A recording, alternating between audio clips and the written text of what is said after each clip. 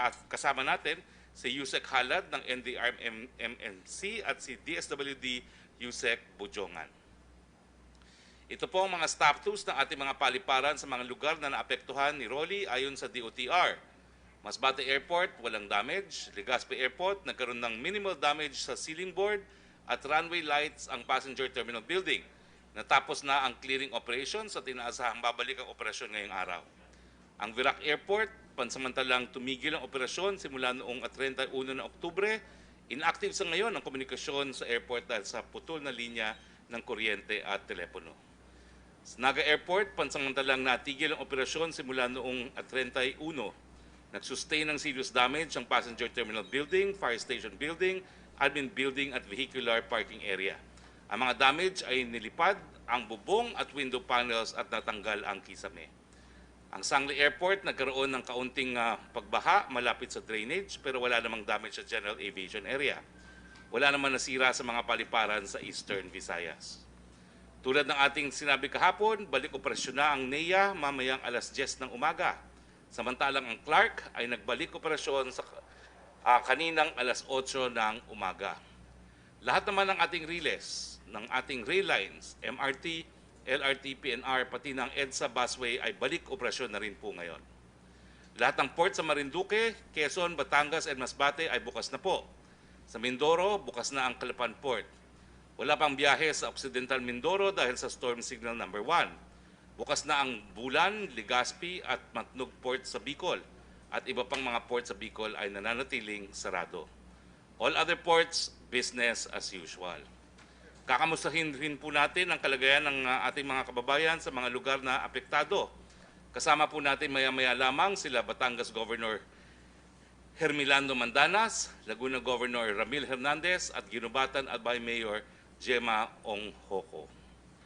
Sinusubukan rin natin makasama sina Kamsur Governor Mix Villafuerte at Catanduanes Governor Joseph Cua. So simulan na po natin sa pamamagitan ng opening remarks ng ating NDRRMC Chair and Secretary of National Defense, Delphine Lorenzana. Sir, the floor is yours. Thank you, Secretary Harry Roque. Magandang umaga po sa inyong lahat. Ngayon ay umaga pagkatapos ng bagyo. At kasalukuyan, yung ating mga kasundaluhan at yung NDRRMC ay kasalukuyan kinakalap pa yung mga data kung ano-ano yung mga nasalanta. Ako nagagalak at nandito yung ibang mga kalihim ng kabinete at sila ang magpapaliwanag kung ano naman yung bagay-bagay na napiktuhan sa kanilang trabaho. So, ibigay ko muna kayo kay Executive Director Secretary Yusek Halad para sa ulat naman ng NDRRMC. Maraming salamat po. Magandang umaga sa lahat. Ako po ay magbibigay ng updates tungkol kay Tropical Storm Rolly na dating super typhoon na naging typhoon and sa ngayon, as of the latest advisory ng PAGASA, siya na ay humina into a tropical storm. Ito ay tungkol sa overview kay Typhoon Rolly, ilang mga initial monitored effects, at saka iba pang preparedness and immediate response operations na ating ginawa. Next slide, please. Next slide. So, ito ngayon si Tropical Storm Rolly. As of 4 a.m., its center was located at approximately 100 kilometers west-southwest of Subic Bay. It is moving towards the direction of west-northwest at the speed of 20 kilometers per hour. And currently, it has a maximum sustained winds of 65 kilometers per hour near the center and gustiness of up to 80 kilometers per hour. So, next slide, please. Tropical cyclone wind signal in effect is at signal number 1, covering regions 3, Calabarzon, Mimaropa, and NCR.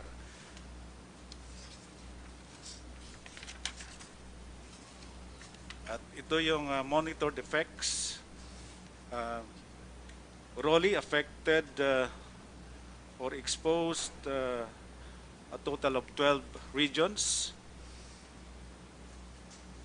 And the number of affected population are as shown, 372,653 families and composed of 2,068,000 individuals. So ngayon, sa initial report from our region, meron tayong 10 dead and 1 injured. And the cost of damage is still being assessed.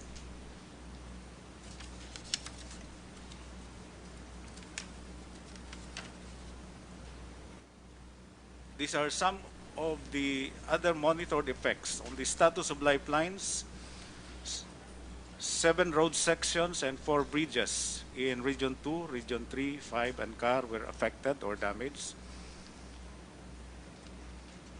There were interruptions of water supply in Region 5, specifically in Albay, Camarines Sur, Camarines Norte, Catanduanes, and Masbate. There were 1,160 passengers, 670 rolling cargos, 3 vessels, and 7 motor bancas stranded. Ito yung naabutan outside of their base stations. And this came from Calabarzon, Mimaropa, and Region 5. There were monitored power outages in 125 cities and municipalities in Region 1, Mimaropa, Region 5, and Region 8. Initially reported also were flooding in 4 cities and municipalities in Region 5, but also last night there was an official report of flooding in Batangas City. And the effect of strong winds, we can expect damages to agriculture, especially in Catanduanes and Albay, as well as damages to residential property. But all these are still being assessed as of this time by the local government units and concerned regional government agencies. On our preparedness and immediate response measures, in preparation for the landfall of Super Typhoon Raleigh, we were able to end, after its landfall, a total of 41 emergency alert and warning messages were sent through the telcos Globe and Smart. And these are on rainfall warning, storm surge warning, typhoon warning, and gale warning. These are the kind of messages that were sent to all subscribers in areas that we see that are going to be affected by those kind of hazards as shown in the slide, such as rainfall, storm surge, and gale storm. We also conducted a series of pre-disaster risk assessment meetings. These were presented yesterday already. The local government units, through the activation of Operations Listo of DILG, carried out preemptive evacuations. And we issued typhoon warnings, advisories, and other directives, and coordinated with concerned agencies to follow up on their preparedness measures. And set up in the operation center of NDRRMC here a combination of physical and virtual emergency operation center. We have activated the National Disaster Risk Reduction and Management Council response clusters. The representatives of the various agencies composing this are here inside these premises, coordinating with their respective offices in the central office, regional offices, and local government units. These are the response operations by clusters, the search, rescue, and retrieval teams deployment, the Tactical Operations Group 4 of Philippine Air Force based in Lucena City deployed some personnel in Lopez, Quezon. while the 710 Special Operations Wing of the Philippine Air Force likewise deployed. Teams were deployed in Capas, Tarlac, and in Batangas. The Air Education and Training Doctrine Development Center of the Philippine Air Force Base in Lipa City also assisted in responding to the flooding in Batangas City. And the DOH prepositioned supplies and logistics in the amount of 31 million, and likewise transferred COVID patients from the mega treatment facilities to hospital wards and hotels, 324 all in all. We are also preparing for the transportation of relief goods from the various warehouses in Luzon and Visayas for possible augmentation of resources in affected regions. And we have scheduled a flight of C-295 aircraft of the Philippine Air Force today, tomorrow, and November 3 and November 4 to deliver relief goods to Catanduanes and Legazpi City.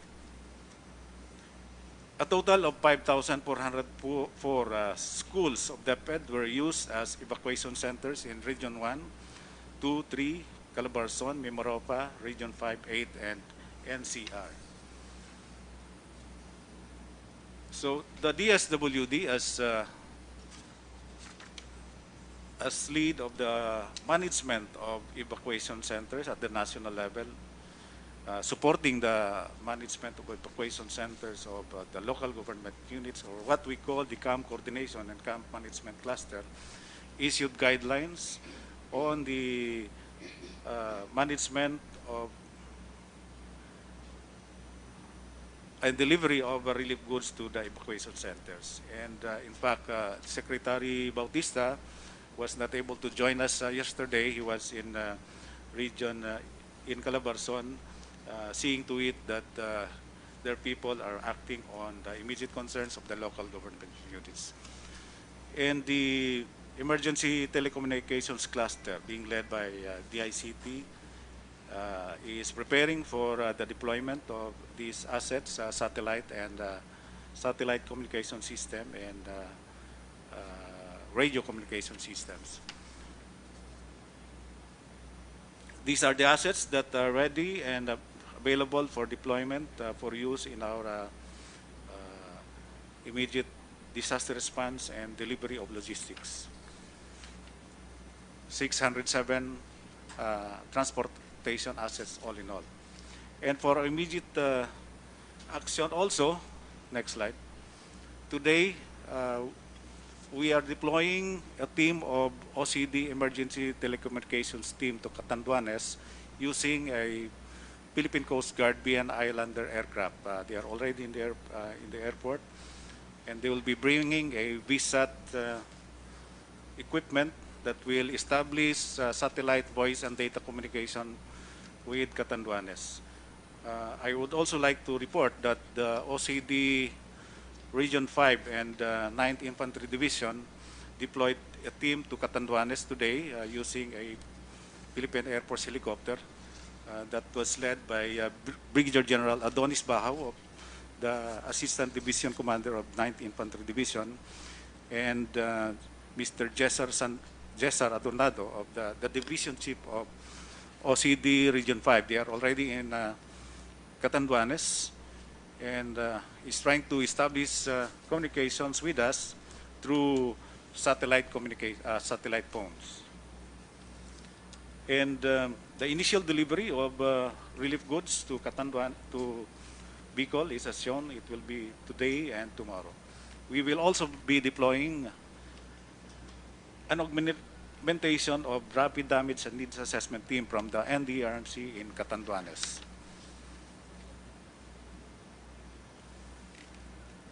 This is a picture of the pre-departure of our team in Bilamor Air Base, bringing the equipment as shown.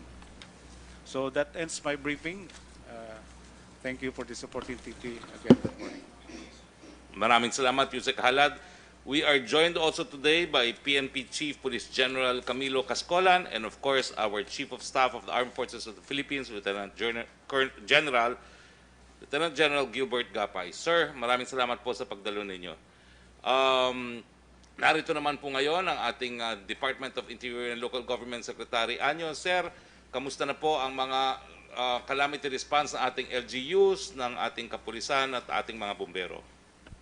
Magandang umaga sa ating lahat. Una-una ay gusto natin i-commend ang mga LGUs sa kanilang magandang preparasyon na ginawa bago dumating ang bagyo through sa ating Operation Listo protocols. Siguro kung hindi nakapaganda ng gusto, lalo na sa forced evacuation, ay baka mas maraming casualties. No? Sa ngayon ay 10 ang ating casualties. Ang isa ay galing sa Catanduanes. At dahil sa paghanda ay na-minimize natin at mayroong 3 pang missing, ang ating target talaga dapat ay 0 casualty. Nakaugnay natin yung ibang mga local chief executives ng mga hard-hit areas katulad ni Governor Al Francis Pichara at Governor Pres B. Velasco. At sa ngayon ay busy sila sa pag-oversee sa mga post-disaster actions, particularly on recovery and rehabilitation. At ang ating problema sa ngayon ay wala pa tayong contact sa Catanduanes, pero mayroon na tayong mga pumuntang personnel doon galing sa 9th Infantry Division, sa Philippine Coast Guard, kasama yung iba't ibang ahensya natin. Ang ating mga local chief executives ay nasa kanilang mga areas, na account natin sila lahat, at sila ang nagsusupervise ng mga damages. At we are now also taking part on the damage assessment with relevant government agencies to ensure that appropriate response could be given by the national government to hardest hit LGUs. At masasabi natin na katulad ng ating pinag-utos kasama ang DOH ay inobserve pa rin nila ang health safety protocols, ang minimum health standards kahit sa gitna ng ating bagyo. Ang ating Philippine National Police sa pamumuno ni General Cascolan ay nag-deploy ng 2,959 search and rescue personnel at meron pang nakastambay na 15,992 search and rescue personnel sa lahat ng areas na nangangailangan. At ang ating Bureau of Fire Protection naman sa pamumuno ni Fire Director Embang ay mayroong nakatalagang 1,557 BAP assets, no, lalo ng mga fire trucks at 80 ambulances. So sa ngayon ay patuloy tayong makikipag-ugnayan para siguraduhin natin na yung mga missing ay makita natin, and at the same time makatulong tayo sa pag-recover at pag-rehabilitate. Yun lang po. Maraming salamat. Salamat, Secretary Anyo. Susunod naman po, siyempre po, 100,000 po lumikas sa kanilang mga tahanan patungo sa mga evacuation centers at malakas ang ulan, malamig, maraming nagkasakit. Secretary Duque, kamusta po ang ating tulong na binigay pagdating po sa kalusugan ng ating mga kababayan? Maraming salamat, Secretary Roque, at magandang umaga po sa aking mga kasamang miyembro ng kabinete at sa ating po mga kababayan. Isa pong magandang umaga sa ngalan po ng Department of Health. Ang mga issues and concerns na ibig ko pong ibahagi sa ating po mga kababayan ay unang-una dahil sa pinsala ng bagyo ay unstable ang ating communication lines, power and water supply, lalo-lalo na po sa Region 5. Ang ating mga health personnel sa Region 5 ay nahihirapan rin makareport for duty dahil po sa dinanas na heavy flooding, flash floods at lahar flows. No? May mga potential na cold chain management na problema para sa ating mga bakuna, ang COVID-19 test kits at specimens kung magtatagal ang pagbalik ng kuryente. Kaya ako nananawagan sa Department of Energy na sana po bigyan prioridad ang pagbabalik kaagaran ng electrical supply sa mga apektadong lugar, lalo na't may parating na naman isa pang bagyong Typhoon Shawnee. At gamitin ko po ang pagkakataong ito na bigyan din ang mga paalala at mga karagdagan announcements. At gaya po ng sinabi ni Secretary Ed Anyo ng DILG, kailangan po talaga sundin natin ang minimum health standards, ang paghuhugas ng kamay sa tamang pamamaraan, ang paggamit ng face mask sa lahat ng oras, ang pagpapanatili ng social distancing, huwag iiksi sa isang metrong distansya sa pagitan ng sarili at ibang tao, lalo na po sa loob ng mga evacuation centers, hanggat isang pamilya lamang sa kada isang classroom o isang tent ang laman nito. At panatiliin well-ventilated o maayos ang sirkulasyon ng hangin. At iwasan hawakan ang mata, ilong, bibig. Agad na kumonsulta sa doktor kung magkaroon ng sintomas gaya ng ubo, pananakit ng lalamunan, hirap sa paghinga at pagkahilo. At para sa mga LGUs, akin pong binibigyan din at uulitin ang kahalagahan na magtalaga ng safety officers sa mga evacuation centers. Magsagawa po ng symptom screening, clinical and exposure assessment of evacuees para agaran matukoy at ma-isolate ang mga suspect and probable cases. Bigyan ng hiwalay na silid ang mga high-risk individuals tulad ng mga may edad 60 years pataas, may mga karamdaman, buntis, at mga bata.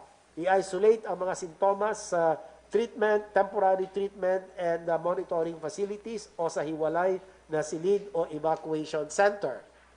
At huwag nang lumabas at maglakad sa baha, lalo na ang mga may sugat sa paa. Kung hindi maiwasan, magsuot ng protective gear o mga bota. At sa mga lumusong sa baha, magtungo sa ating mga health centers upang mabigyan ng post-exposure antibiotic or prophylaxis kung kinakailangan para makaiwas po sa leptospirosis. Siguraduhin malinis ang inuming tubig at ang ating mga nakahandang pagkain, pakuluan ang anumang tubig ng 3 minuto, hugasan ng mabuti ang ating mga sahog at lutuing mabuti ang ating pagkain. At binibigyan din ko, panghuli na lang po, ay yung advisory number 3 na inilabas po namin ng Department of Health para po sa mga CHD at mga iba pang mga health officials. Nais po namin linawin na hindi kinakailangan sumailalim sa testing ang ating mga responders as long as sila ay asymptomatic at walang history of exposure to a confirmed or probable case as certified by a physician. So hindi kinakailangan sumailalim sa testing para sa ating mga nagre-responde. Mariin namin din pinapaalalahanan ang lahat na patuloy na sumunod sa minimum public health standards even in our disaster response efforts. Maraming salamat po, Spokesperson Secretary Roque. Salamat, Secretary Duque. Marami pong mga tulay at kalyang nasira dahil sa bagyong Rolly. Kasama po natin ngayon si Secretary Mark Villar. Sir, ano-ano po itong mga nasirang mga tulay at kalsada at ano na po ang status ng pag-repair natin? The floor is yours, Secretary Villar. Maraming salamat po at magandang umaga po sa ating lahat. At this point, there are 18 road sections closed due to traffic dahil sa Typhoon Rolly. 2 po sa Cordillera Administrative Region, 2 po sa Region 3, 1 po sa Region 4, at 12 po sa Region 5. This is due to series of slides, fallen trees, electrical posts, and flooding. Bago po dumating yung bagyo, nakapag-deploy po kami ng mga assets para sa road clearing sa mga regions na apektado.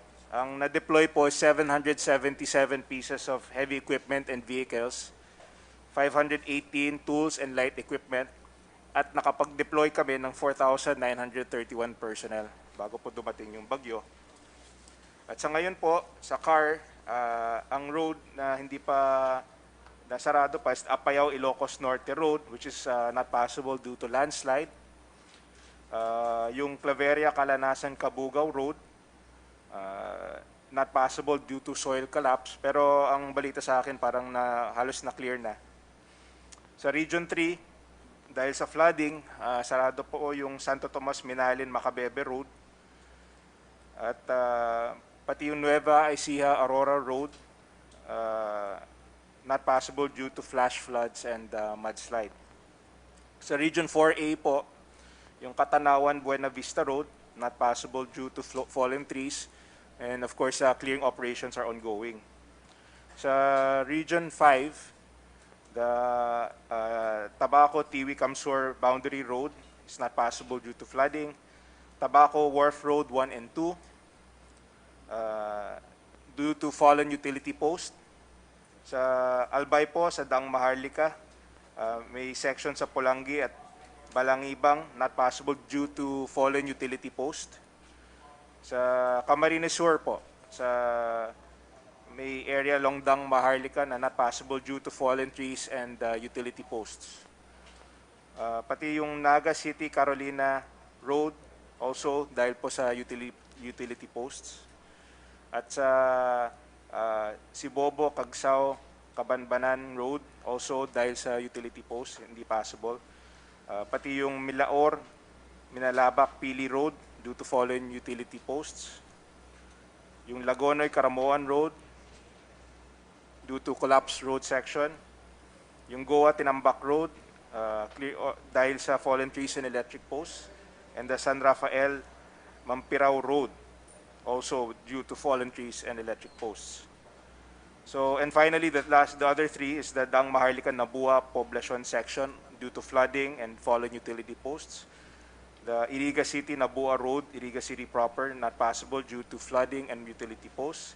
At sa Sorsogon po, yung Donsol Banuang Gurang Road, not possible due to flooding and fallen utility posts. Sa ngayon po, ongoing po yung ang clearing operations. Walang tigil po ang clearing operations ng DPWH. And we are continuing. We have teams on the ground to assess also damages to government infrastructures. So yun po ang update. Maraming salamat po. Salamat, Secretary Villar. Marami rin pong mga lugar ngayon sa Kabikulan na walang ilaw, walang kuryente. Kasama po natin si Secretary Alfonso Cusi para magbigay ng update po kung sa ano itong mga lugar na walang power at kailan natin aasahan mabalik po ang power sa mga lugar na ito. Secretary Cusi, the floor is yours. Magandang umaga po, Mr. Chairman, Secretary Hari at mga kasama ko po rito ngayon sa pagpupulong na ito. Noon pong nakaraang linggo sa pag-prepare nga po natin dahil sa darating na kalamidad at sa pagtugon na rin po sa kautusan ng ating Pangulo na maghanda sa parating na rally, ang DOE po, nagkaroon po kami ng coordination meeting with all the industry players. Composed po ng generation companies, transmission companies, cooperatives, oil players, NPC, NEA, at pinag-usapan na nga po namin kung paano natin naharapin itong parating na rally. At kinuhan po namin ang sinabi nga pong worst scenario case. At nakahanda po lahat ang pagtugon sa bagyong ito. So, ang nangyari po, sa ngayon, nagkaroon po ng walang mga kuryente sa Bicol at dito rin po sa NCR. As I speak, as of 6 o'clock this morning, the mga 8,500 households ang wala pong kuryente at ito po ina-addressa na ngayon ng Meralco. And as I speak also, ang NGC po, GCP, Transco, NEA, and all other industry players are doing everything to restore and put the power back in the affected areas. For more details, Mr. Chairman, I'd like to, we have prepared a presentation which I'd like to share to you and to the public. Yes. Yusek Alex. Good morning, everyone. I am Undersecretary Alexander Lopez, and on behalf of the Energy Secretary, Secretary Alfonso G. Cusi, I will be presenting the effects of Super Typhoon Rolly to the energy sector. Shown before you is the scope of my presentation. I will be providing the latest update on the power situation of the affected areas, followed by the oil supply situation, and lastly, the actions that the department did immediately. Next chart, please. As mandated, the Department of Energy oversees all efforts and activities of the government relative to the energy services. Next chart. Task Force on Energy Resiliency, or TFER, was established by the Energy Secretary through a department circular in 2018 to oversee the implementation of the plans and programs of the energy sector on energy resiliency, as well as provides direction, guidance, and control during disaster emergency response situations. Next chart. Moving on to the power situation in the affected areas of Super Typhoon Rolly. Next chart, please. 6 power plants went on emergency shutdown as a contingency measure to avoid plant damage and sudden disconnection to the grid, while 3 others are out and undergoing restoration activities, affecting a total of 2,776 megawatts installed capacity in Luzon. Next chart. The National Power Corporation, in charge of the small power utilities group power plants in off-grid areas, reported that there's no established communication yet in SPAG areas or SPAG plants in Catanduanes, Camarines Norte, and Camarines Sur. The plants in Albay, Romblon, and Masbate areas are on standby or partially energized, except for San Pascual Diesel Power Plant, Malaking Ilog Diesel Power Plant, Gilotongan Diesel Power Plant, Power Barge 114, and Banton Diesel Power Plant. While plants in Marinduque and Quezon areas are on standby or partially, except for Boac Diesel Power Plant, Power Barge 120, and Yumalig Diesel Power Plant. Next chart. The National Grid Corporation of the Philippines, on the other hand, reported several damaged transmission lines that affected provinces of Quezon, Camarines Norte, Camarines Sur, Albay, and Sorsogon. Next chart. In terms of distribution utilities, the National Electrification Administration, or NEA, reported 45 electric cooperatives were affected in 8 regions, of which 24 are under normal operations, 10 have experienced partial power interruptions, and 11 experienced total power interruptions. Shown are the status of restoration of distribution facilities in the affected areas of Super Typhoon Rolly, in Calabar Zone, Bicol, and Eastern Visayas regions, with the concerned distribution utilities and the corresponding percentages of the households for restoration. As of late, the whole of Bicol region still has no electricity. A special feature and a laudable activity of the restoration and rehabilitation efforts of the electric cooperatives under NEA is the Task Force Kapatid. This slide shows the status of the task force. Other electric cooperatives extend assistance to the affected electric cooperatives to expedite and facilitate the restoration works. And further shown are the number of assisting electric cooperatives for deployment to the affected areas. Next chart, please. The personnel of the Task Force Kapatid of the electric cooperatives are ready to go and are on standby and awaiting clearance for deployment.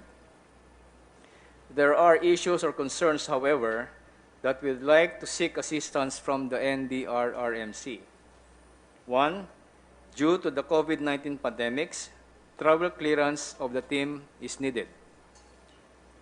The task force will bring in or will have their own provisions, but they would need, however, a place to rest or to sleep in the area. Level of stocks are being verified in the area, and in order that the task force will have materials to use when they arrive. However, communication has yet to be established with Fiselco in Catanduanes since last night. In this regard, assistance is sought from NDRMC to contact Fiselco before the deployment of the teams for damage assessment, among others. For the status of oil supply, we are glad to report that there is sufficient supply of petroleum products based on the inventory requirement in affected regions in Luzon, and this is equivalent to a total of 22 days' worth of supplies.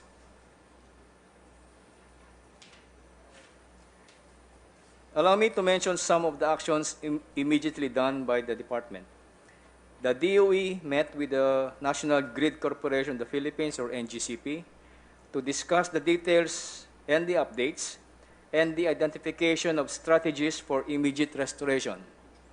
It was agreed upon that the DOE will arrange a meeting between the NGCP together with the power generation companies in Regions 3, 4A, and the NCR in order to ensure the reliability of the grid soonest. And weather permitting, the NGC personnel on the ground will conduct a more detailed assessment whose aim is to connect the Tayabas-Naga lines to serve the customers of Casureco 1, 2, 3, and 4 in Kamsur, the Gumaca-Labo lines to serve the customers of Canureco in Cam Norte, as well as the areas served by Aleco in Albay, Sureco 1 and 2 in Sorsogon. The Task Force Kapatid of NEA is ready to be mobilized. The electric cooperatives in Regions 1, 2, 3, and 8 are ready to deploy and assist the southern Luzon areas gravely affected by Typhoon Rolly.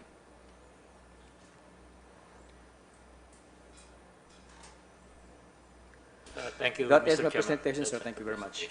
Thank you, Sec. Pusi.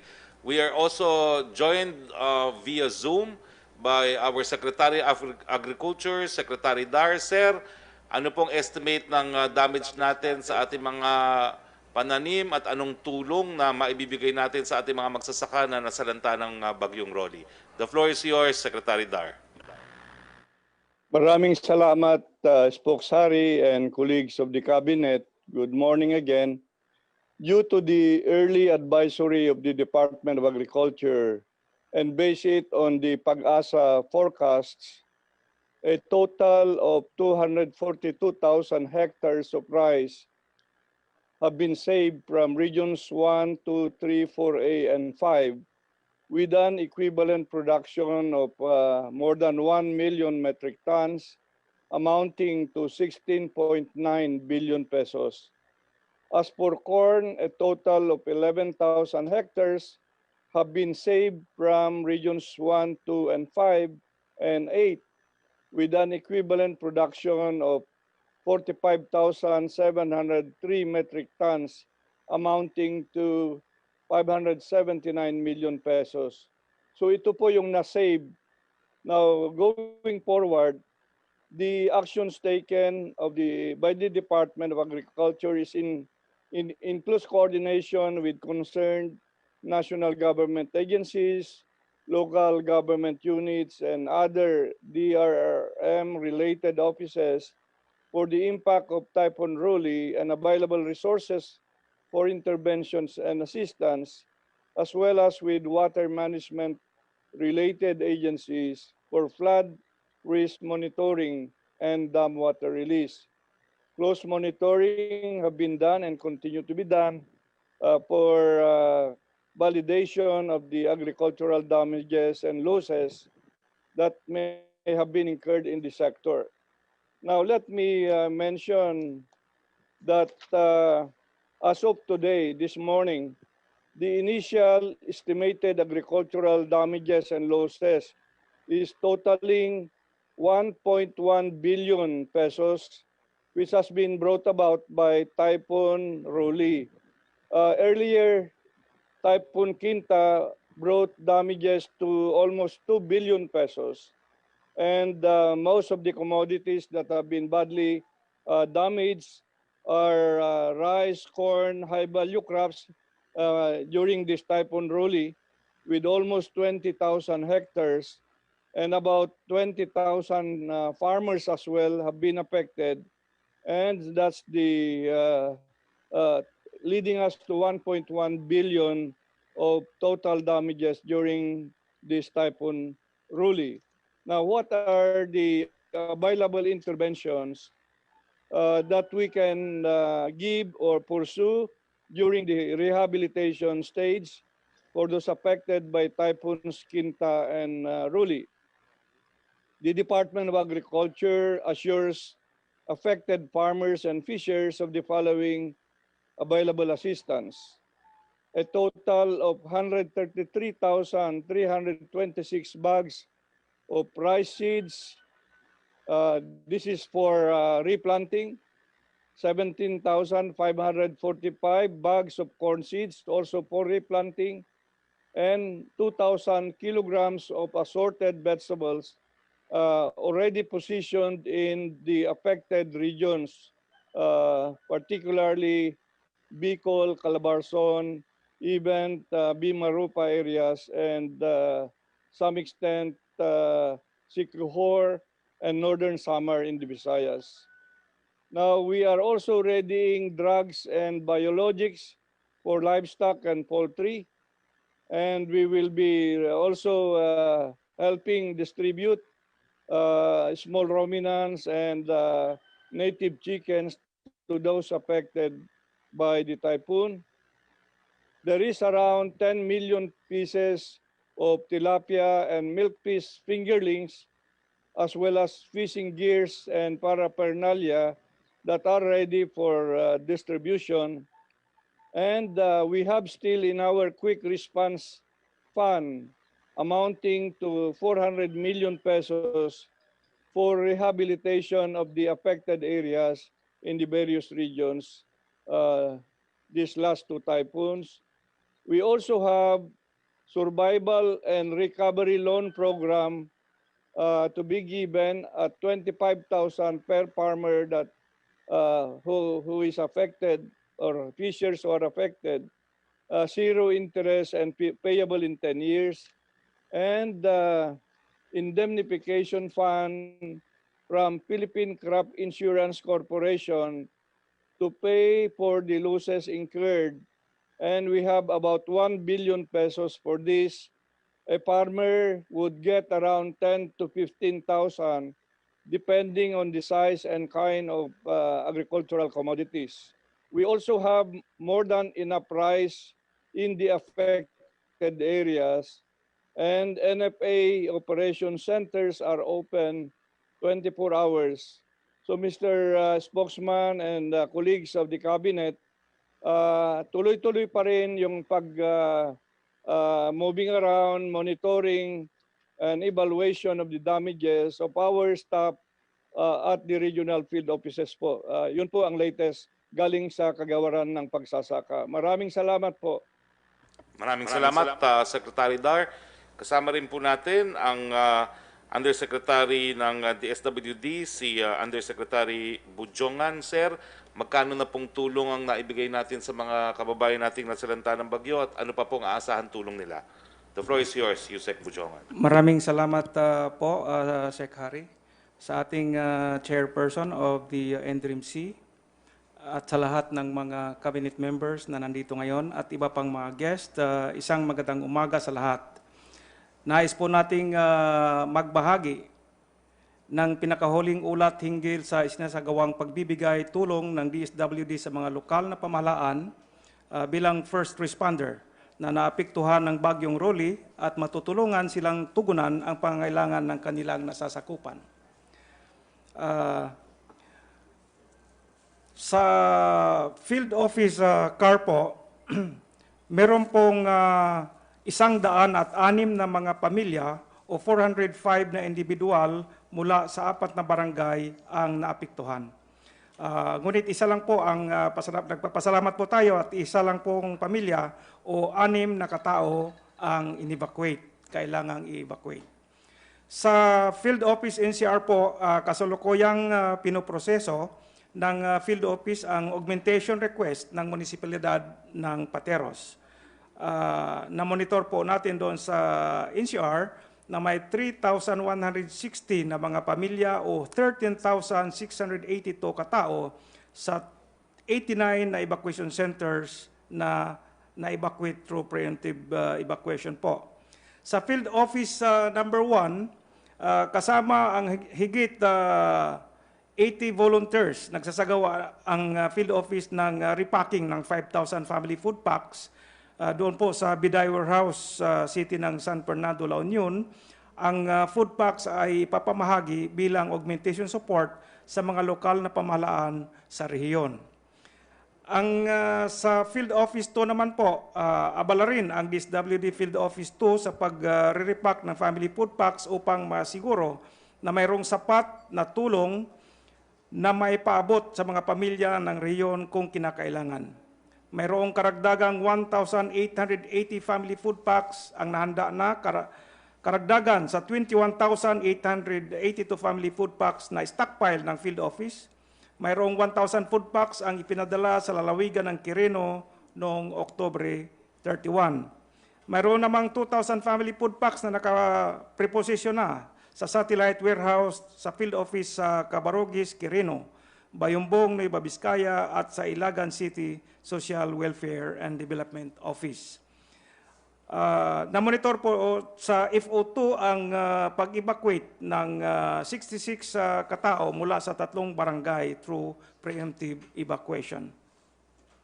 Doon po sa field office number 3, patuloy rin ang repacking activities ng DSWD Field Office 3 sa regional warehouse nito para sa paghanda ng 2,750 family food packs.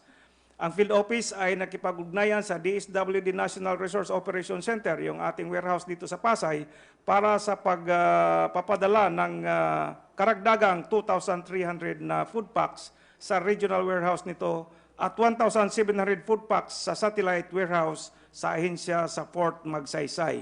Ito po ay nagawa na natin the other day. Nakipag-ugnayan naman ang field office sa Office of the Civil Defense sa rehiyon para sa pagpapadala ng 1,000 food packs sa warehouse nito sa Aurora. Sa Field Office 4A naman po, nagpadala ng ang DSWD National Resource and Logistics Management Bureau ng 630 kasako na bigas o 31,500 kilos ng bigas papunta sa DSWD Field Office 4A warehouse doon sa Dasmariñas City. Ang bigas ay i-repack para makagawa ng karagdagang family food packs na ipapamahagi sa mga apektadong pamilya. Tinatayang 5,250 na food packs ang maaaring mayanda mula sa bigas na ipadala na. Ang affected po doon sa 4A as of 6 a.m. this morning, 8,004 na mga pamilya o 30,146 na mga individual mula sa 305 na mga barangays. 7,728 na mga pamilya or 29,093 individuals ang kasalukuyang nasa 376 evacuation centers ng Region 4A. Ang DSWD Field Office 4A ay patuloy ang pakikipag-ugnayan sa mga apektadong lokal na pamahalaan para sa pagbibigay ng kinaukulang tulong para sa mga apektadong pamilya at komunidad. Mayroong sapat na nakahandang family food packs at pundo ang field office. Sa kasalukuyan, mayroong nakaantabay na 6.5 milyong halaga ng family food packs, food items, hygiene kits at sleeping kits sa iba't ibang warehouse ng ahensya sa buong rehiyon. Sa Mimaropa po, may na-monitor tayo na affected na 6,697 na mga pamilya o 24,396 na individual mula sa 238 sa mga barangay ng rehiyon. Sa Field Office number 5 po, doon sa Bicol, aktibo pa rin ang provincial at municipal action teams ng Field Office ng 6 na probinsya sa rehiyon at mahigpit na nakipag-ugnayan sa provincial at municipal disaster risk reduction management offices para sa pagbibigay ng tulong o augmentation sa ating mga local government units. Sa kabuuan po, gusto ko pong iulat na nakapamahagi na ang DSWD ng family food packs at non-food items na nakakahalaga na higit 164,000 pesos sa probinsya ng Albay. Samantala, tayo po ay nagpapasalamat sa International Organization for Migration or IOM para sa kanilang donasyon na 500 modular tents na kanilang ipinahatid na maaari nating gamitin bilang temporary shelter ng mga apektadong pamilya. Today, we will be pushing forward more family food packs, although meron nang naka-stockpile doon sa area sa Catanduanes and Albay via C-295 of the Philippine Air Force.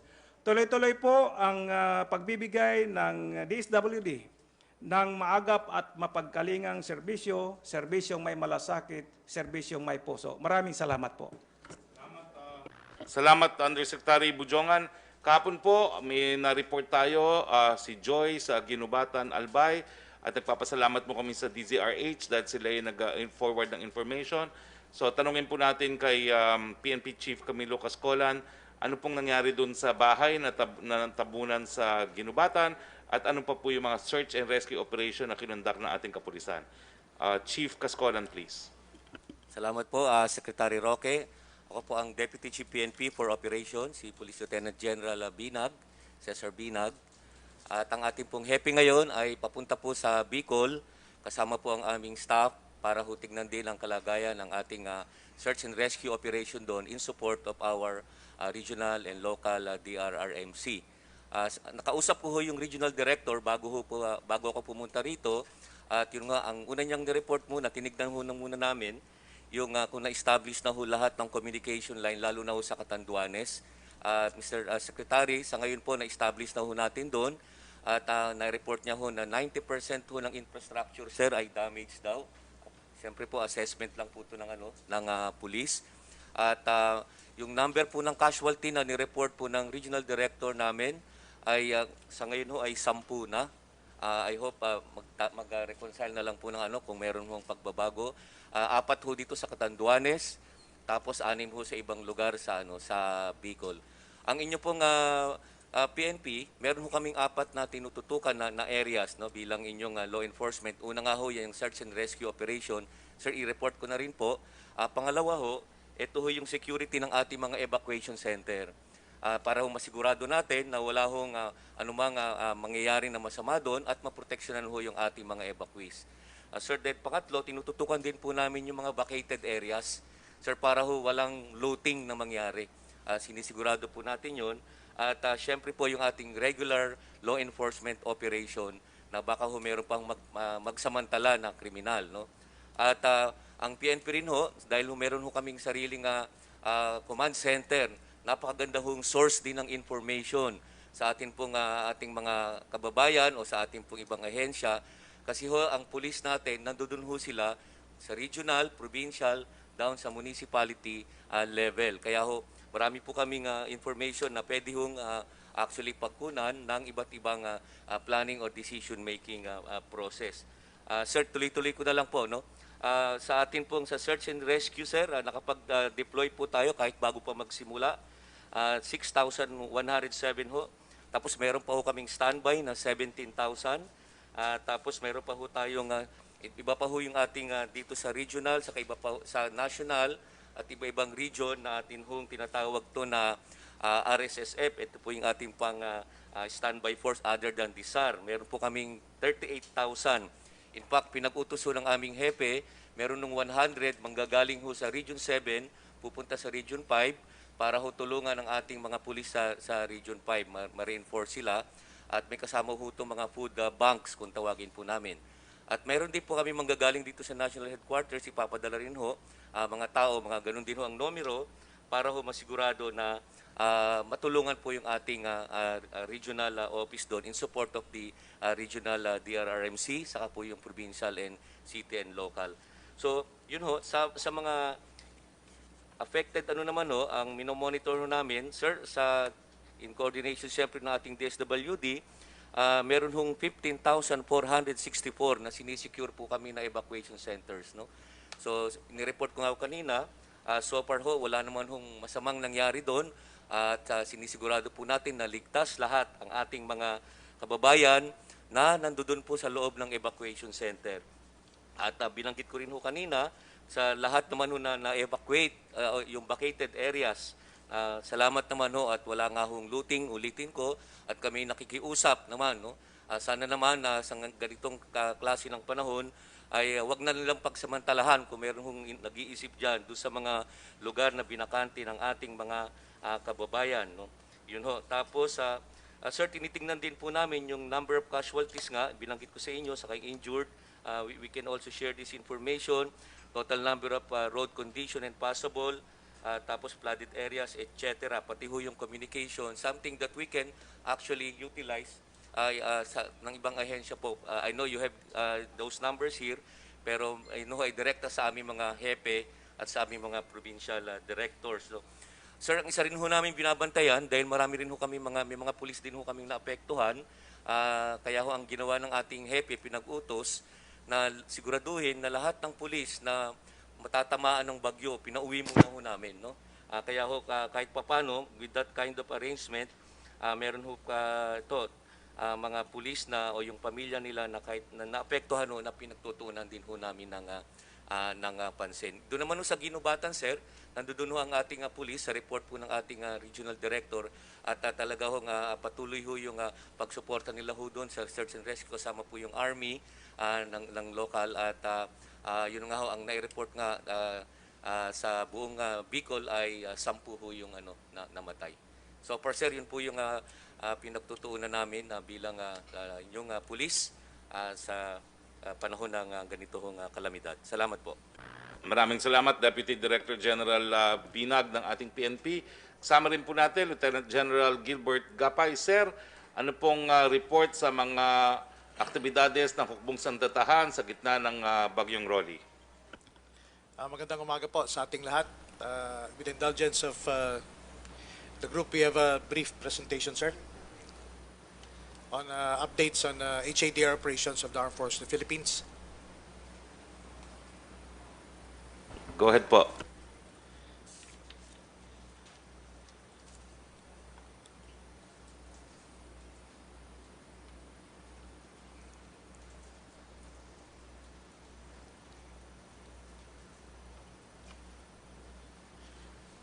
So let me just provide the group on AP HADR operations updates in connection with Super Typhoon Rolly. This is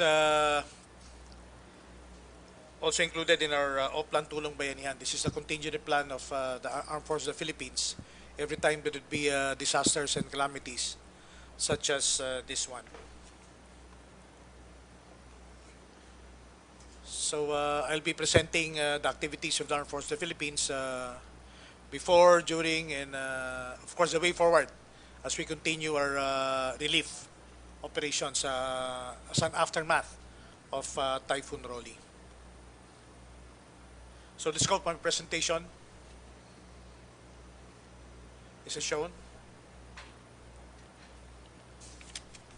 So on pre-disaster activities, this was presented also yesterday, and let me just go through them briefly.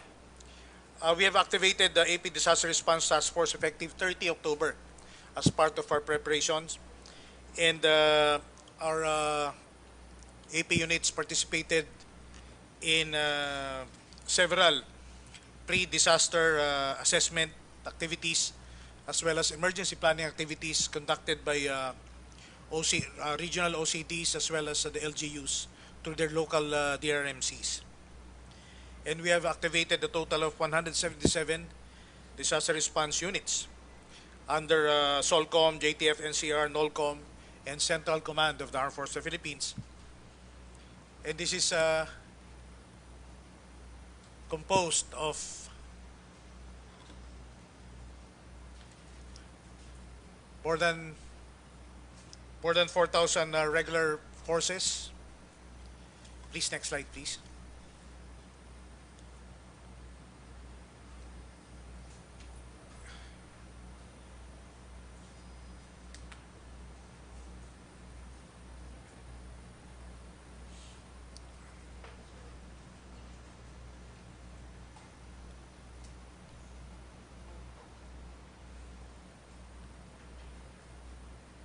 Okay.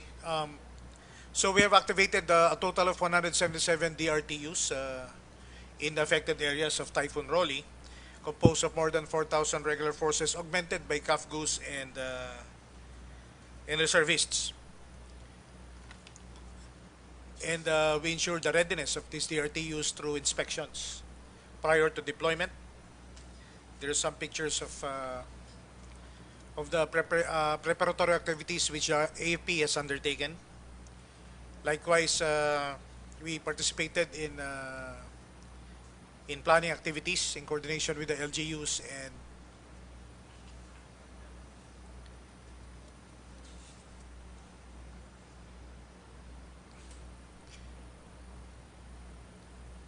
and the local Dream Seas, as well as the regional OCD.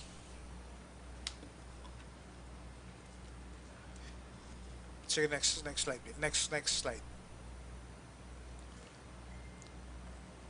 Yes, next slide, please. You can see.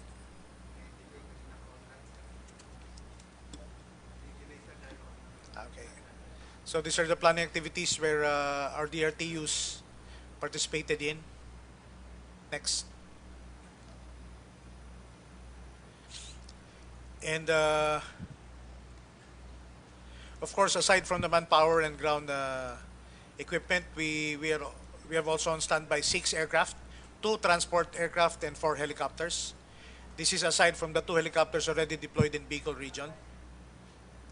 And we have also naval assets, 4 naval assets, 2 heavy lift, and of course, we have logistic support vessels on standby for relief operations and transport missions.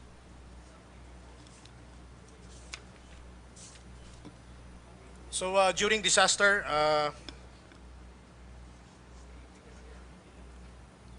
we have supported the preemptive evacuation of the following. Preventive evacuation in some 1,500 barangays, consisting of 71,000 families, or 337,000 individuals. Next slide. And likewise, we have conducted search, rescue, and retrieval operations, wherein we have recovered 10 dead people, recovered 1 injured, and there's still 3 missing, which we are still looking for in coordination with local government units. All of these are in Bicol region. Next. And aside from that, we have also placed on standby additional disaster response units when needed.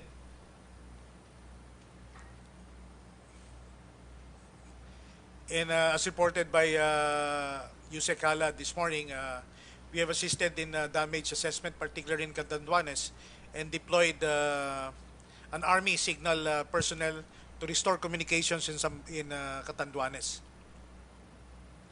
together with OCD-5 and PIA-5, on board 1 helicopter from the Philippine Air Force. Next. And we have also deployed additional medical teams to assist local medical health units affected by Typhoon Rolly.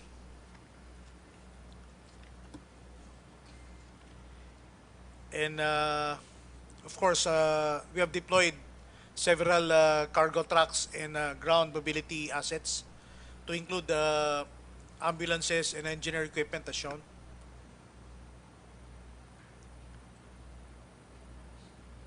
And our units also assisted in clearing operations.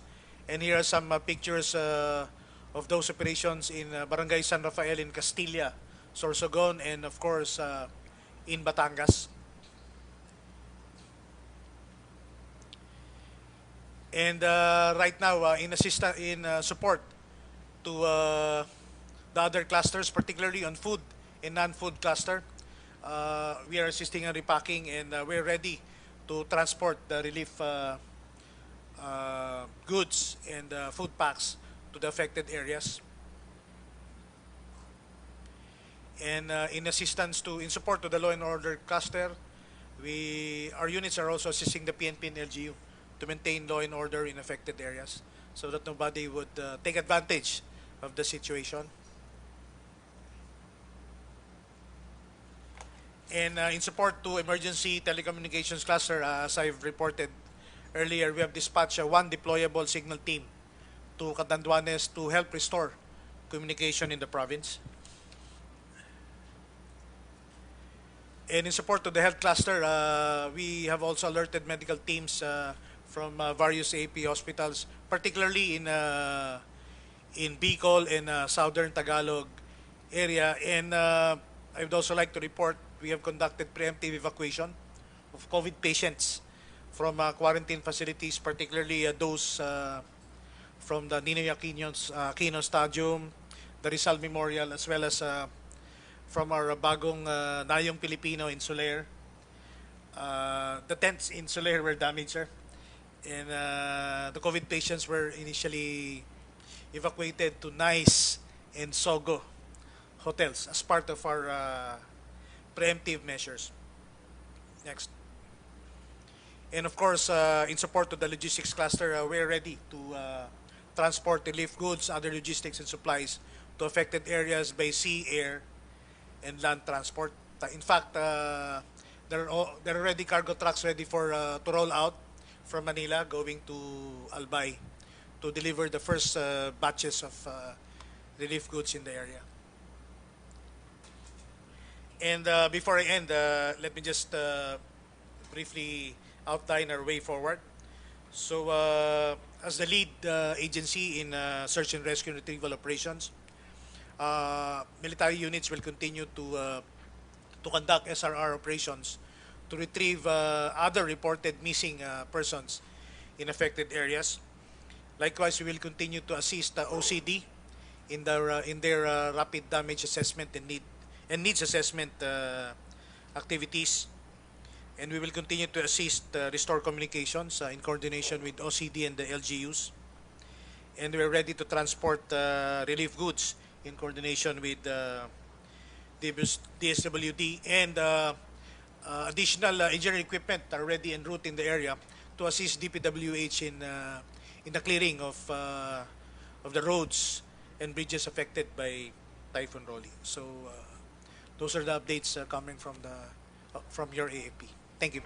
Maraming salamat, Chief of Staff Gilbert Gapay ng Hukbong sa Tatahan ng Pilipinas. Kasama rin po natin dalawang gobernador ng dalawang probinsyang nasa lanta. Nakikita ko na po sa screen ay si Governor Hernandez ng Laguna. Siya nga ba ho yun? Ay, Governor, kamusta na po sa Laguna at ano pong mga pangangailangan ng Laguna sa national government? The floor is yours, Governor.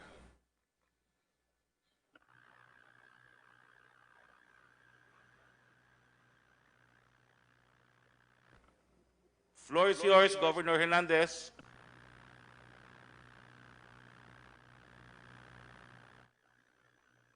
Hello? Okay po, the floor is yours. Salamat po. As of this hour po, from 7,500 families na nasa evacuation centers po natin, ay meron na lang po tayong 6,000. At ini-encourage po natin sila na talagang mag-uwian dahil hindi po ganun ka-advisable na magtagal sa evacuation centers gawa nga po ng ating COVID. And ang instruction ko po ay maibigay agad ang lahat po ng tulong doon po sa mga nasa evacuation centers. Kasi po meron po talaga dyan na ang mentalidad po ay hindi agad umuwi dahil mas napaprioritize na nabibigyan ng tulong yung nasa evacuation centers. Kaya ang ating pong utos doon po sa mga tao natin sa baba ay ibigay lahat ang mga tulong para po ma-encourage talaga yung mga tao na bumalik na sa kanilang mga bahay. At bukod po sa mga relief goods na pinamimigay po natin, ay nag-advise din po tayo na mamigay ng mga face shield at face mask dahil talagang hindi po dapat makalimutan na meron pa rin po tayong pandemya. At zero casualty naman po tayo. Salamat po sa Diyos. At sa ngayon po ay normal po yung flow ng lahat po ng sasakyan. Wala naman pong na-damage na mga kalsada maliban po sa isang tulay dito po sa Kalamba. At normal na rin po ang kuryente, power supply. At lahat po ay sa awa po ng Diyos ay maayos naman. At nagkapasalamat din po ako sa DSWD. Meron po kami natanggap na additional na 1,500 relief goods today. Sinama po namin yan sa pinamimigay po ngayon. At salamat din po sa Philippine Army dahil sila po yung mga katulong namin sa pag-distribute today ng ating pong mga tauhan. So sa ngayon po, wala naman pong ganong kalaking masasabi na naging problema dito po sa Laguna. At hindi naman po tayo ganun talaga na direct hit. Maliban po talaga sa napakalaking abala dito sa ating po mga kalalawigan dahil sa preemptive evacuation po natin ay talagang naging active po tayo. Kaya umabot po tayo sa halos 30,000 individuals na nailagay doon sa mga evacuation centers. So maraming salamat po, sir. Thank you, Governor Hernandez. Bago po tayo magpatuloy, meron lang pong clarification si Secretary Cusi.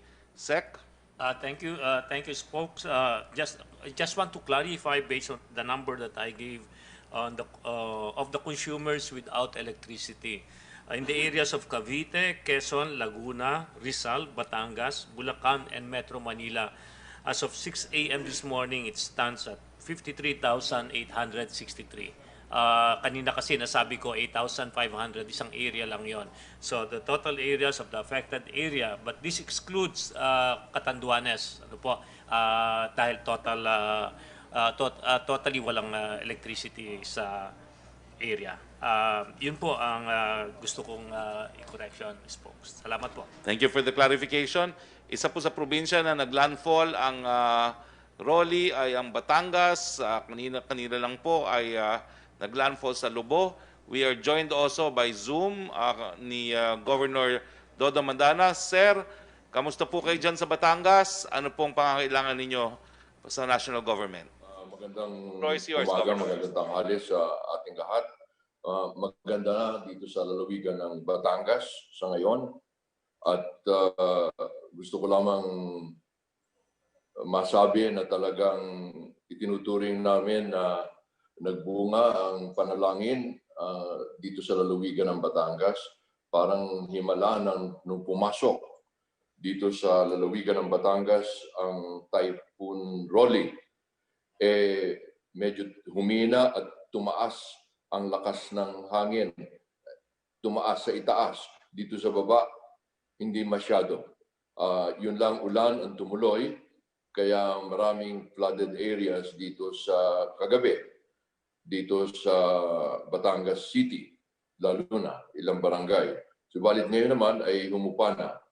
At yung mga barangay na yon talagang lalo na yung Tierra Verde Subdivision at saka yung Mountain View ay talagang pag umuulan ng malakas, kahit hindi bagyo, binabaha. Pero humuhupa na. Noon, nag-rescue, katulong siyempre ang ating Batangas City, at doon din ang lalawigan, tulong-tulong, nagkakaisang local governments, mga 70 tao. So hindi kapares nung Quinta. Ang Quinta, yun talaga ang napakalaki ng pinsala dito. Sa agrikultura lang, umaabot ng 1 bilyon.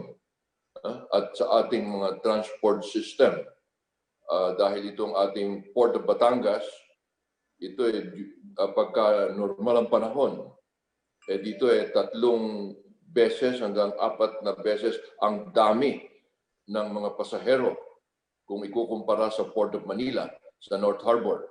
Hindi lang papunta sa Mimaropa, kundi papunta sa Visayas and Mindanao. Ito ang simula ng kaya dito nung Quinta umabot ng 1,600 ang stranded na hindi lang passengers, maraming cargo. At ito simula pa ng gabi nung 26, wala 27 tumama yung Quinta,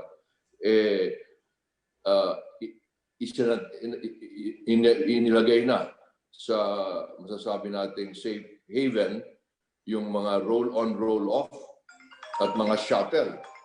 Pero ganun pa man, 12 ang aground at meron pang isang sasakyan, yate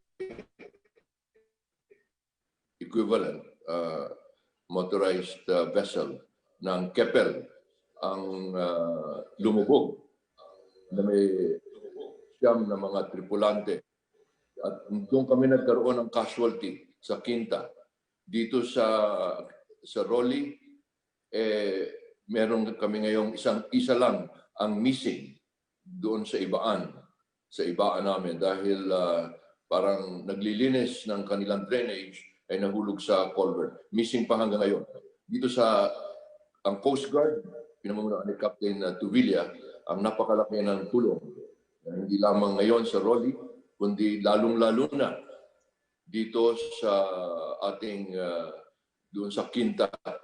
Doon siguro may halos 100 bangka. Hindi lamang sa mga isda, pati yung mga tourism boats sa Anilao, Mabini, at sa San Juan, sa Laia, at ganun din sa Lubo, kung saan naglandfall ang Roli. Napakaraming bangka. At meron din mga napadpad na mga mangingisda hanggang at sa tulong ng Coast Guard ay na-rescue galing pa sa Lubang, Mindoro at Abra de Ilog, yung mga taga-Mabini at yung mga taga-Balaya naman. So mas malaki ang talagang damage dito ng Quinta kesa sa Roli. Sa totoo lang, ngayon sa aming response operation, yung mga nakahalang na punong kahoy sa mga national roads, pati na sa mga local government roads, inaalis pa dahil hindi naalis at dumating ang Roli. At papuntang from Batangas City, papuntang Lubo, sa Barangay de La Paz, malapit ito doon sa Monte Maria, malapit sa Ilihan Power Plant. At napapag-usapan ng power plant,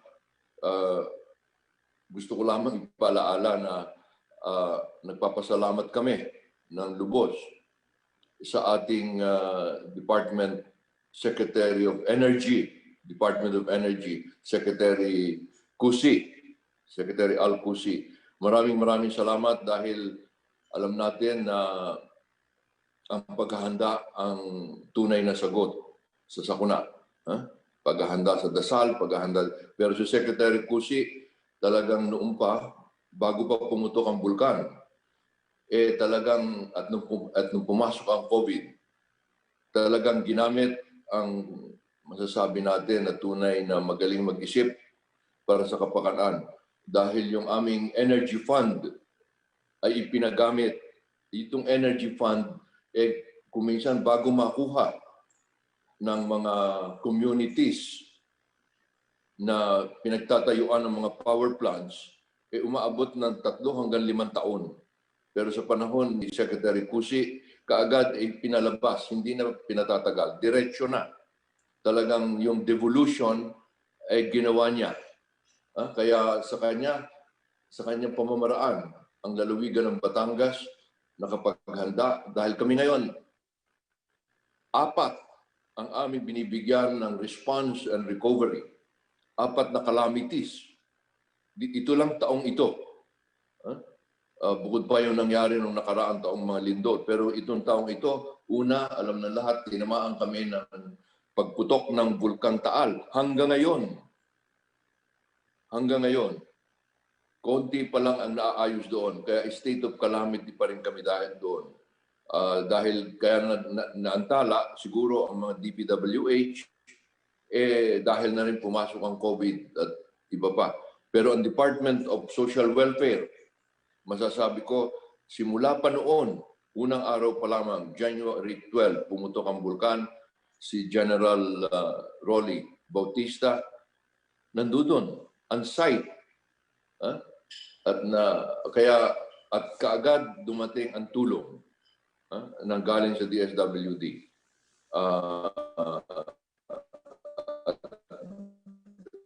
Ganun din, siyempre hanggang ngayon, ang armed forces natin, dahil sila katulong din sa peace and order sa pagbabantay sa ating mga power plants. Dahil ang Batangas, ito ang lalawigan na pinakamalaki ang power generation.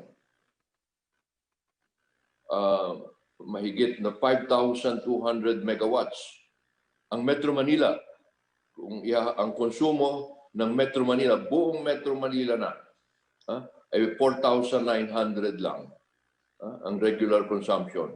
Kaya ito'y binabantayan, kaya wala namang nangyari.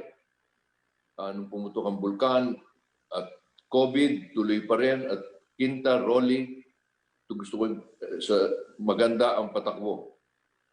Malaramdaman nyo ito pag nag-blackout ang Metro Manila o 30% ng Luzon.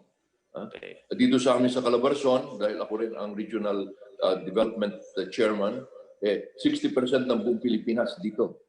Kaya pag may calamity, sabi ko nga kapares ng ginawa ni Secretary Cusi, ni Al Cusi,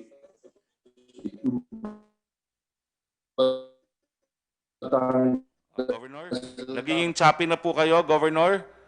Governor, choppy na po, but thank you very much. We'll go back to you pag naayos po ang linya. No? Meanwhile, meron po tayong updates from Pag-asa. Pag-asa, please come in.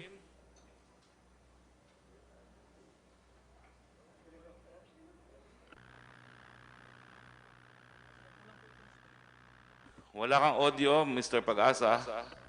Hello, good morning. Go ahead, naririnig ka na namin. Go ahead. Ito po. Update lamang po dito sa bagyong binabantayan natin ngayon, si Tropical Storm Rolly at Tropical Storm Sioni. Sa ngayon po, as of this time, si Tropical Storm Rolly nandito na po siya sa may West Philippine Sea at inaasahan po natin bukas lalabas na ito ng ating Philippine Area of Responsibility. Papalayo na po ito sa atin. Samantalang si Tropical Storm Sioni naman, ito po papalapit naman po dito sa atin at ang direction po ng kanyang movement ay pa west-northwest. Medyo may kabilisan po siya sa ngayon, 30 km per hour. So ito po yung track ni Tropical Storm Rolly at naasahan nga po natin na bukas labas na ito ng PAR. At sa ngayon po, as of 11 a.m. Severe Weather Bulletin, wala na po tayo nakataas na tropical cyclone warning signal, tinanggal na po lahat. At para naman po dito sa Tropical Storm Sioni, naasahan po natin na ito po yung kanyang forecast track, naasahan po natin na lalapit siya dito sa may Northern Luzon, araw po yan ng Friday. Ano po yung naasahan natin dito? Maaari po tayong mag-raise ng Tropical Cyclone Warning Signal number 1, araw po ng Webes, dito po sa ilang lugar ng Cagayan Valley Region. At posible po na mag-landfall siya ng Severe Tropical Storm Category o 89 hanggang 117 po ang lakas ng hangin yan. Nasa signal number 2 po ang pwedeng maranasan dyan. Possible exit PAR po yan, Sabado po, November 7. At yan lamang po ang update natin sa dalawang bagyo, si Rolly at si Sioni. Maraming salamat po. Maraming salamat po sa ating weather update galing sa Pag-asa. Nasa linya po natin ngayon si Mayor Gemma ng Ginubatan Albay, isa sa pinakamatinding hinagupit ng bagyong Rolly. Mayor, are you on the line? Hello, yes. Good morning po. Opo, kamusta na po kayo dyan sa Ginubatan at ano pong maitutulong ng iba't ibang departamento dito sa Maynila? Go ahead, please. The floor is yours. Okay, sa ngayon po, Secretary, ang kailangan po ng constituents namin is food po. And yung matutuluyan po nila. And syempre po, kailangan din po namin ng yung hello. Hello. Narinig po namin. Go ahead. Apo. And sir, yung kailangan po namin yung malilipatan po sana nila po. Nandito po si DSWD Undersecretary Bujongan. Sir, kailangan daw po ng food packs sa ginubatan. Yeah, noted po, Sec. Parating na po yung ating family food packs doon sa area. Maraming salamat Opo. po, no? Okay, Mayor. Opo. Anyway, nandito pa po tayo, pero pupunta muna tayo sa ating open forum. Again, this is a special presidential press briefing. So kasama po natin ang men and women of the Malacanang Press Corps. At dahil nasa NDRRMC tayo, kasama rin natin ang Defense Press Corps. Unang magtatanong muna po, Yusek Roque. Questions from the Malacanang Press Corps? Wala kang audio, Yusek Roque. Opo. Hello? Go ahead. Okay na? Opo. Good morning, Secretary Roque at sa ating pong iba pang opisyal ng pamahalaan. Ang tanong po mula kay Rosalie Cos, ano po ang assessment ng national government sa ginawang paghahanda ng mga lokal na pamahalaan sa Metro Manila bagamat hindi po masyadong naapektuhan ang Kapitolyo gaya ng inaasahan? Well, tingin ko po ang paningin ng Presidente, he would like to commend all local government units, all departments and agencies of government dahil napakita naman po natin na dahil sa ating kahandaan, nabawasan po natin yung aberya. Gaya ng sinabi ni Secretary Anyo kanina, the goal should be zero casualty, pero dahil tingin ko naman po, nag-evacuate ang mga tao, nagkaroon ng forced evacuation, nabawasan po talaga ang ating casualties sa bagyong ito. Sa susunod po, we will still aim for zero casualty, so we still ask for the continuing cooperation of our people.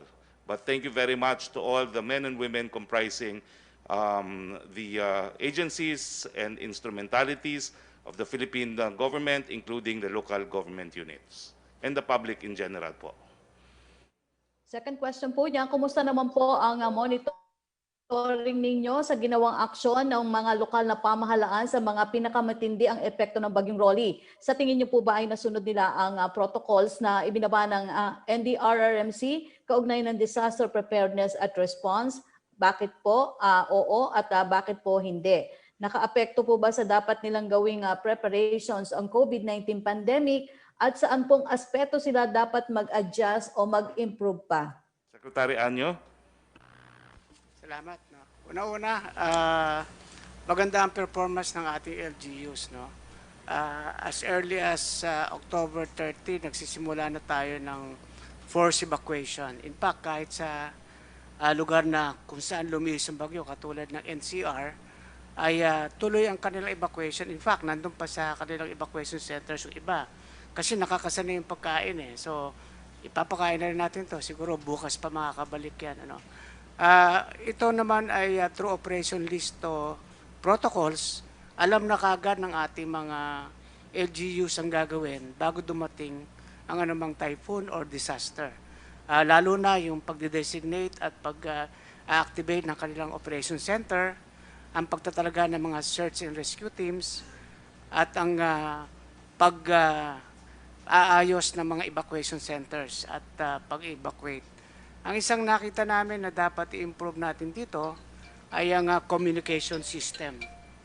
Katulad ng naganap sa Catanduanes na sa ngayon ay may problema tayo sa communication. So, yan ang i-improve natin kung paano tayo magkakaroon ng tuloy-tuloy na communication kahit na wala na ang halimbawa ang telephone signal, meron pa rin dapat no ang radio communication ay isa sa dapat nating i-revive no bukod sa satellite communication. Secretary Anyo, siguro po pwedeng padala natin ng satellite telephone si Governor Kua para ma-contact natin siya. Okay, sige. Oo. Pwede ko kaya natin subukang kontakin ngayon si Governor Kua para dito sa ating press briefing via satellite phone. subukan po natin kontakin tapos si Yusek Halad po. Yes, sir. Actually, meron nang na-deploy doon na kanina. May dala-dala yung team na pumunta doon. May dalang satellite phone, kailang still. Nahirapan silang magkaroon ng contact with OCD Region 5 in Legazpi City.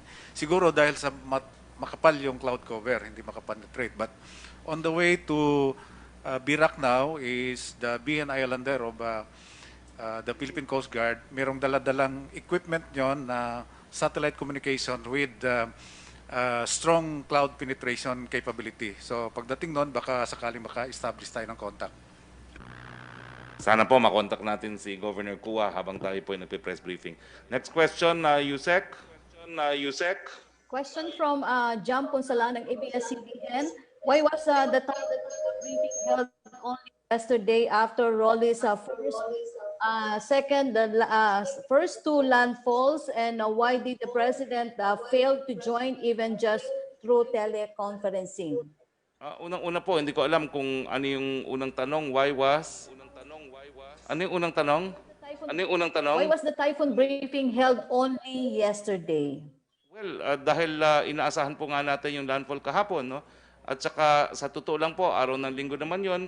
Pero miski araw ng linggo po, nandito po lahat yung kalihim para nga po iparating ang kahandaan ng gobyerno sa pagbibigay ng tulong doon sa mga nasalanta ng NDRRMC. So ang tanong po, bakit lang kahapon? Kasi kahapon naman po pumasok yung bagyo, no? At bago po yan, patuloy naman po ang briefing na ginagawa ng NDRRMC. Ako po ay nakatutok doon sa mga briefing na ginagawa ni Yusek Halad para sa kahandaan bago pa po tumama ang bagyo. Now, ang tanong na pangalawa po ay ating Presidente, we were all informed po sa Cabinet na kinakailangan mag-PCR test. Preparatory usually po yan to meeting the President. So, ang sabi po sa akin ni Senator Bongo, depending on whether or not they can fly back to Manila, baka nga po mag-address ang Pangulo sa taong bayan mamayang hapon muli. No? Pero si Secretary Duque arranged na po PCR test dito na po sa NDRRMC, and thank you very much, Secretary Duque. But then again, we will have to wait for confirmation dahil depende po yan whether or not authorities will allow the President's plane to take off for Manila. Next question, please. Before its franchise rejection, ABS-CBN's disaster coverage included updates from regional reporters, experts' opinions, and donation drives. With another storm coming, how is the government augmenting the info gap in far-flung areas that have lost access to the coverage? Sa tingin ko po, nagbibigay pugay po tayo sa lalong-lalo na sa mga PTV reporters, sa PIA. Gumagana po yung communication infrastructure ng gobyerno sa panahon ng aberya. So sa tingin ko po, wala namang vacuum at nandyan din po ang ating mga pribadong news agencies, nandyan po ang TV5, nandyan po ang GMA7, at nandyan po yung mga matatapang at magagaling, masisipag na reporters ng radyo. So sa tingin ko naman po, wala pong nagkaroon ng communication vacuum. Question niya, Malacanang said last week it would ask President Duterte if he's willing to release his SALN despite ombudsman restrictions. Any update on this? Tsaka na po natin pag-usapan yan. Dito muna tayo sa bagyo. Okay. Lipat naman tayo sa defense reporters. Yes. Dire-diretso na muna. Go ahead.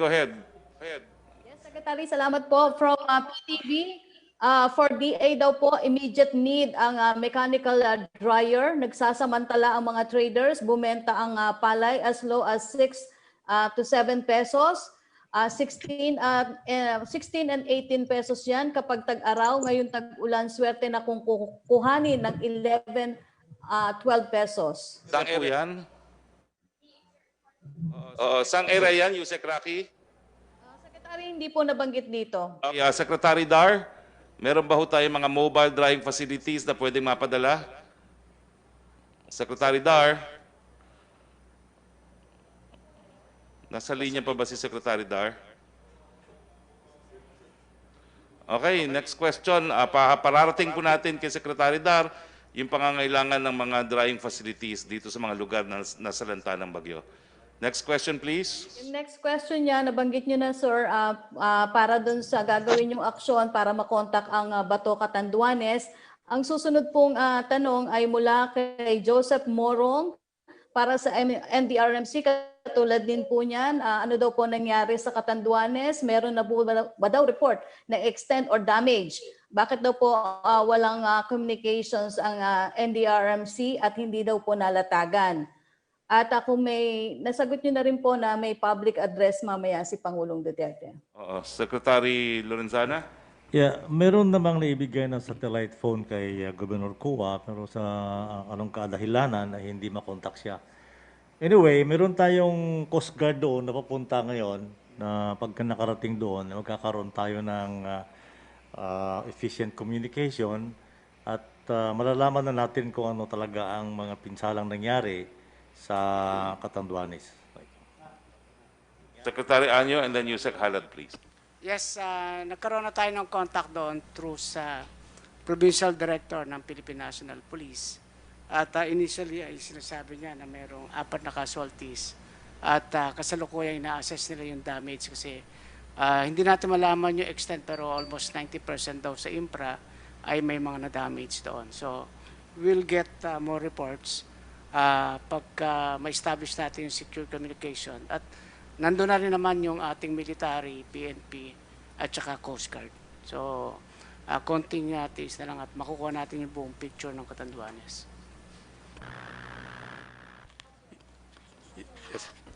Yusek Halad? Yes, sir. Gusto ko lang i-emphasize na yung system of disaster management operation naman natin ay in place na and expected hindi naman yung mangunguna yung National Disaster Risk Reduction Management Council dahil capacitated naman yung ating mga local government units, sila yung first responder. And base dito sa effect na nakikita natin ng ni Super Typhoon Rolly, unang tumama siya as a super typhoon, ay functioning naman yung ating mga local government units. So there's no collapse of local governance, no missing local chief executive, all accounted sila even before nung bago dumating ang si Super Typhoon Rolly. There's also no breakdown of law and order. The PNP is seeing to it ng gano'n, So yung mga talaga, yung functioning yung ating mga Regional Disaster Risk Reduction and Management Council. And yung mga request ng ating mga mayors can be channeled doon sa regional directors natin, regional directors ng DSWD, regional directors ng PNP, ng OCD at sa lahat na.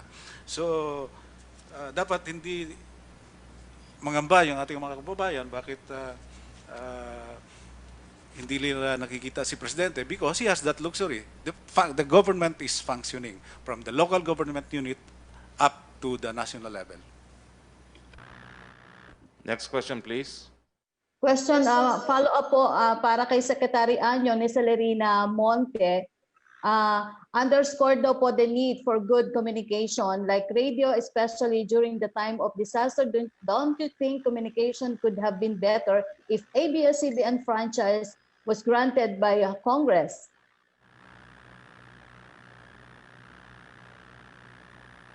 Well, gaya ng sinabi ko po, yung yung radyo pong komunikasyon, yan po yung two-way radio na tinatawag, o radio network, bukod po yan sa ABS-CBN. Question, Secretary, from Trish Tarada ng CNN Philippines. May plano po ba si President Duterte to visit typhoon-stricken areas? Depende nga po kung palili pa rin ng ating presidente, gusto po niya mag-aerial investigation at the very minimum, Pero gaya ng sinabi ko po, binigyan na kami ng abiso, kinakailangan mag-PCR test na, and that's usually preparatory to his report to the nation. Opo, may schedule na po ba ng next meeting ni PRD with IATF? Yung IATF po, well, inaasahan po natin na mamaya po merong ulat sa bayan ng Pangulo, pero ang susunod pong IATF meeting with the President is Thursday evening. Opo. Question from Joseph Morong. Secretary, saan daw po yung area ng mga taong missing pa rin na nireport po ni Secretary Anyo? At sa NDRRMC, ano daw po ang government assessment? Aling areas daw po ang hardest hit from Joseph Morong? Sec Anyo and Yusek Harad, please. Ito ay sa area pa rin ng Albay, sa Ginubatan Albay, kung saan nagkaroon ng flash flooding doon. Yan ay ayon din sa ugnayan namin ni Governor Al Francis Bichara. Ang hardest hit natin, yung mga kung saan talaga tumama yung landfall, no? Unang-una sa Bato, Catanduanes, sumunod ay ang Albay, naglandfall sa TV Albay. Pagdating naman sa San Narciso, Quezon at Batangas, Lobo, Batangas ay medyo humina na yung hangin.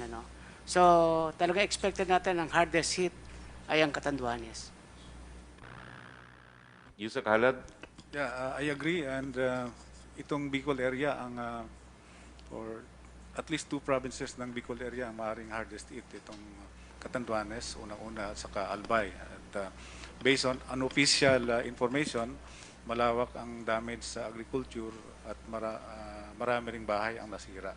Yun mainly ang karamihang sira. Plus of course, some doon sa ating roads and bridges. So sa ngayon, ang effort naman natin is responding to the effects, providing assistance to the victims of the disaster. Next question, please. Wala kang audio, Yusek. From Henry Uri ng DCRH, matapos daw po makita ng Pangulo ang pinsala ng bagyo, ano na po ang kanyang mga salitang nabanggit? May mensahe po ba ang mga Pangulo, lalo na sa pamilya ng mga biktima? Antayin na lang po natin mamaya, no? Opo. Okay, yung second question po niya, nasagot na po ni Secretary Anyo at ni Yusek Halad. Ganon din po yung tanong ni Pia Ranyada, yung update ko nasaan ang Pangulo, nabanggit niyo na po Secretary Roque. And the question from Angel Ronquillo, ano po ang masasabi niyo sa trending na hashtag nasaan ang Pangulo nung nananalasa po ang bagyong Rolly? Well, bagamat ang Pangulo po ay nasa Davao, lahat po ng ahensya ng gobyerno ay nasa red alert. Kami po ay nag-press briefing dito sa Camp Aguinaldo ng araw ng Linggo at gumagana po ang gobyerno. Meron lang pong clarification si Joseph Morong, 4 po ba daw ang casualties? Kasi isa lang po ang sabi ng PNP. Secretary Anyo, please. Yan ay base sa record ng ating Provincial Director ng Catanduanes. Lahat naman yan ay makukonfirm later on. No? Pag nagkausap-usap na at nagkapag-validate sila ng lahat ng information. Ito mga report natin, initially lang to as they come. We will validate and give the exact picture later on pag nakapag-validate yung iba't ibang ahensya. Follow up lang, Secretary, from Laila Salaveria na Inquirer, bakit hindi na po required ang COVID-19 test for responders? Hindi po ba ito makakataas ng risk ng pagkalat ng infection kapag hindi na sila i-test? Secretary Duque. Gaya po ng akin binanggit kanina, binigyan din po natin na kapag wala naman history of exposure sa confirmed COVID-19 patient or history of travel, ay hindi na po kinakailangan. So, makakasiguro po tayo na hindi po ito magiging sanhi ng pagkalat ng COVID-19 cases or infection. Bagkus kinakailangan ang pagpapaigting ng minimum health standards compliance. Okay, salamat po Secretary Roque, Secretary Duque. Maraming salamat. Punta naman tayo kay Director Mark, spokesperson ng NDRRMC para sa mga questions galing naman sa Defense Corps. Mr. Secretary, good morning po. From the Defense Press Corps, may question po si Carlo Mateo from DZBB. Sa laki ng epekto ng bagyong Rolly sa Southern Tagalog, gaano kalaki ang kakailanganing pondo hanggang sa recovery phase at saan kukunin ang pondo na ito? Follow-up sir, ilang araw ang kakailanganin upang maibalik ang cellphone or internet signal para magamit ng mga nasalanta sa Catanduanes at magamit sa pagbabalik ng online classes? Sa unang tanong, i-assess pa po natin ang danyos, no? Dahil ngayon pa lang po lumilinaw ang panahon. Pero kahapon pa po nag-text sa akin sa Executive Secretary Medialdea, ang sabi niya, yung mga naubusan na ng calamity funds, humingi lang sila ng replenishment at gagawa naman po ng paraan ng gobyerno yan. Sa pangalawa po, sa telecoms na sagot, oo nga, no, dapat inimbita natin dito ang DICT. No? Pero gaya ng sinabi ko kanina, we will only begin po the assessment now. No? At hayaan nyo po sa sunod na press briefing natin, imbitahin po natin ang DICT at ang NTC para sa kanilang assessment sa damage sa ating komunikasyon. Thank you, sir.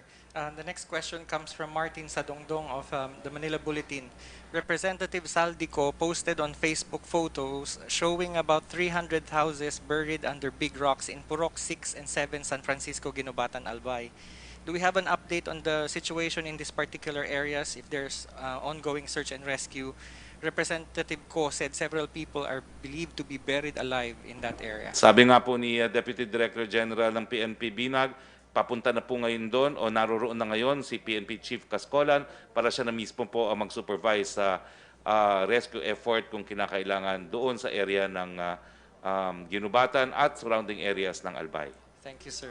Another is, I guess this is for the good Secretary Duque. What is the COVID-19 situation in areas affected by Rolly? We are awaiting updates from our regional director, especially Region 5.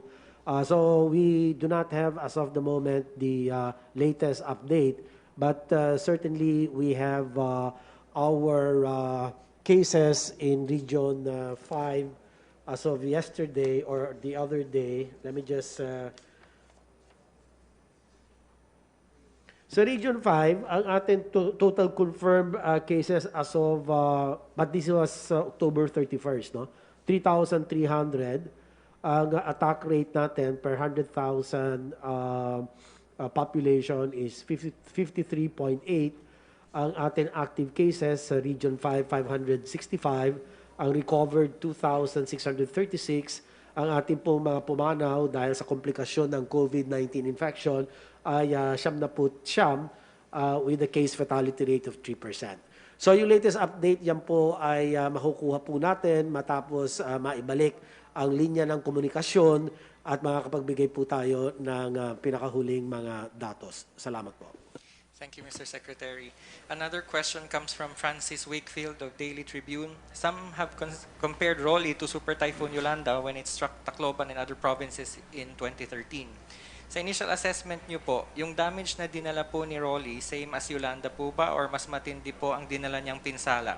Do you expect the number of casualties to further rise in the next few days?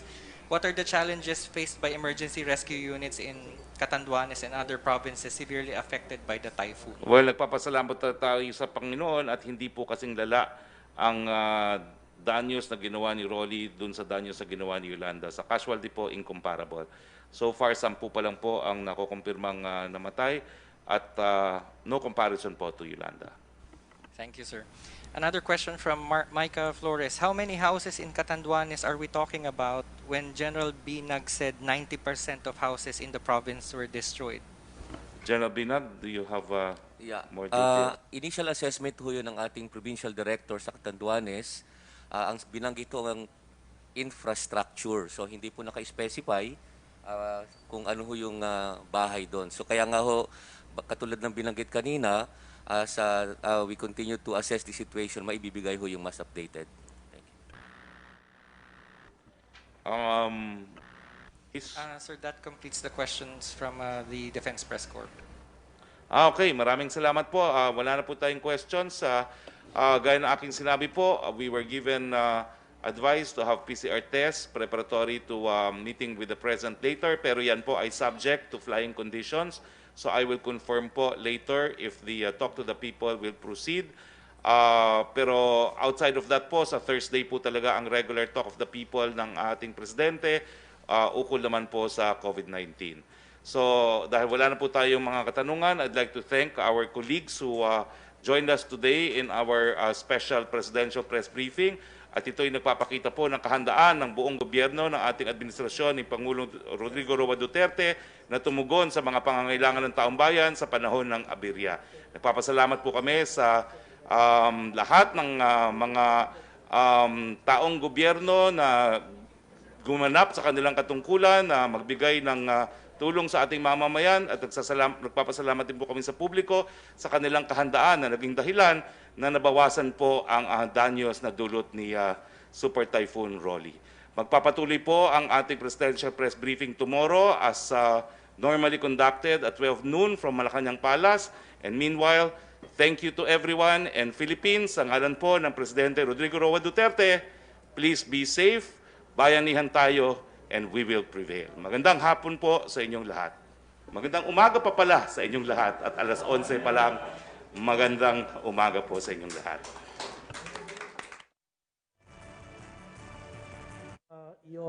Our address to the public. Yun lang pong ang mga kalihim na magpapaswab test. Darating po yung serbisyo.